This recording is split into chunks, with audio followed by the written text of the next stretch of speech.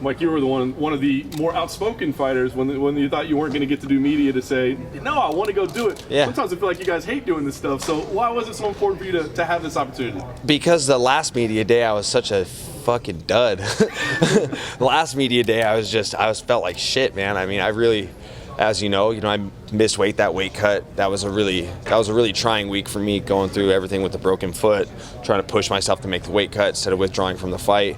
So I was like, man, I'm excited to get back in front of the cameras, little more energy, feel a little better, and I'm excited, man. I feel like this is even with everything going on, I still feel really good about this week. I feel really good about this fight. Can you compare how you feel right now versus how you normally feel on a Thursday? I'll tell you right now, if I had to go fight right now, I could go fight. That last Thursday in July, I couldn't fight my way out of bed. You know what I mean? So it's just a night and day difference. And I can honestly say, I got to solidify this decision to everyone else by winning on Saturday. But to myself, internally, and with my team, we know that I'm a welterweight. Now, there's no going, you can't pay me enough money to go back down to 55. That's what I was saying, because it's interesting, right? I mean, knowing that you feel this great, knowing that you feel better about your body, I mean, does the result have to show that you made the right decision, or do you already know you made the right decision? I already know I made the right decision. You know what I mean? I got to fight a freaking former two-time champion. You know what I mean? So if things don't go my way, like, dude, it's a tough guy. You know what I mean? But, I'm very prepared for this fight. I feel very confident I'm going to get the win. But Carlos is a dangerous guy. But winning or losing isn't going to validate the decision to myself. I already know this is right. But to the rest of the world, I want to show that I am a welterweight now. I am here, and the goal stays the same. Moving up the rankings, moving towards the title, becoming world champion. Can you imagine going through what has been going through this week if you were trying to get down to 155? Dude, it would be a nightmare. It would really stress me out a lot. I mean, just having to travel again, and when I'm making that weight cut down to 55, just the smallest task seems like such a chore, So having to repack my bags and having to figure out, the hotel situation, all that, it would wear me out. It would stress me out more, and the more you stress out, the harder the weight cut gets. And I'm kind of mad at myself that I didn't make this decision a lot sooner. It's just hard as you're climbing the rankings in a weight class, till all of a sudden jump ship and go somewhere else, But it's at the end of the day, I'm starting to learn, and I'm learning this through my peers, especially Anthony Smith. Seeing him make the jump is the one that really got my brain turning. Like, dude, maybe I need to do this. So I'm almost mad at myself for not doing it sooner. But I'm glad that I'm here now. I'm in my prime. I just turned 31 years old. I feel like my best years are ahead of me, and my best years are going to be at welterweight. This may seem like a silly question, but why do fighters cut weight? I mean, ultimately, at the end of the day, why does everybody put themselves through that? Well, I think for myself personally, when I fought my very first fight, it was like June 5th, 2008 was my first fight. And, I was a 55 pounder. I walked around at 160, I fought at 55. So as you get older, as you get bigger, you still fight in the same weight class. So that's just kind of where I think a lot of these guys get stuck in a rut, staying in the same weight classes. That's where you start, and you spend so much time there, you just keep finding a way to make it down. But when I saw guys like Whitaker and Gastelum start to have success at 185, it got my attention. But it was when Anthony Smith made the jump that I was like, he did an interview that I saw on the Underground, and he was just talking about how he felt for his weight cuts, things that were going on with himself physically, and how he felt in his fights. And I was like, dude, that's exactly how I feel. And this guy just plucked off two former world champions very, very smoothly, and he beat Volkan Ozdemir. I was like, okay, I gotta try it. You know what I mean? And now knowing, going through this camp and being just a few days away from the fight, now I know this is the right decision. It was hard at first. It's hard. Like, I'm gonna go up and fight bigger guys.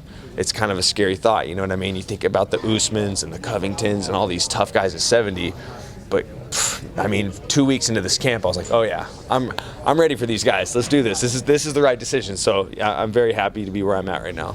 Well, the right decision comes against, like you said, a former champion and such, but he's been through some hard times, coming from a couple losses now. Do you feel that, like, fighting him now, maybe that doesn't necessarily have exactly the same sting that it would a couple years ago? To a casual fan, maybe, you know what I mean? But for me, I'm a true MMA fan, and, real Carlos Condit's about as tough as they get, you know what I mean? And I'm not just saying this as another young guy that's going up against a former champion. The guy's a legend. You can't say he's not. But I have pictures from when I was 21 years old wearing my Sinister Natural Born Killer walkout t-shirt. I'm a true fan of the guy. I respect him a ton, and it made it easier for me to prepare for such a tough opponent because I recognize how dangerous he is. I recognize his skills. I've been watching him. I don't have to watch film on Carlos Condit to know how good he is. I've been a fan of him pretty much since he got in WEC. So it's an honor to fight the guy, but I have to beat him. End of the day, that's just what has to happen. Do you see any patterns or anything like that in his last couple of fights that maybe you could, that you're thinking, oh, I think some weaknesses there, but I can exploit? I mean, there's things I see I'm not going to divulge, but my game plan is always going to stay the same. You know what I mean? If I sat here in front of you guys and said, well, I'm just going to keep it on the feet and stand and bang, you guys would probably be like, yeah, right. No, for me, the game plan's the same, man. I'm gonna do what I do, make it go forward, make it ugly, get a win. That's just how I fight. Nothing changes.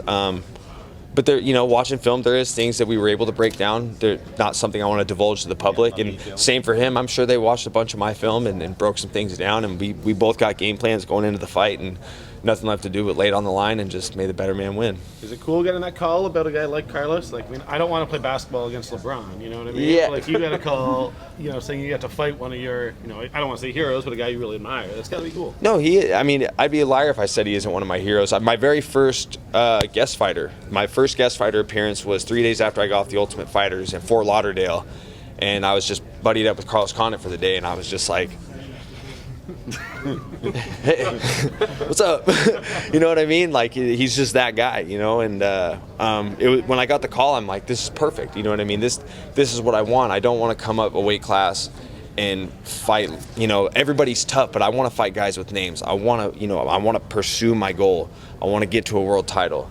And a guy like Carlos Condit, those are the fights you have to get there. And, I'm just excited for the opportunity to fight him for sure. What about now the fight with the tax man? Huh? What about the fight with the tax man? He's going to take some money from you. He wasn't going to before. The tax man always takes your money. I'm not, I'm not too stressed about that right now. Yeah, it sucks, but I mean, it's the same as when I fought in New York.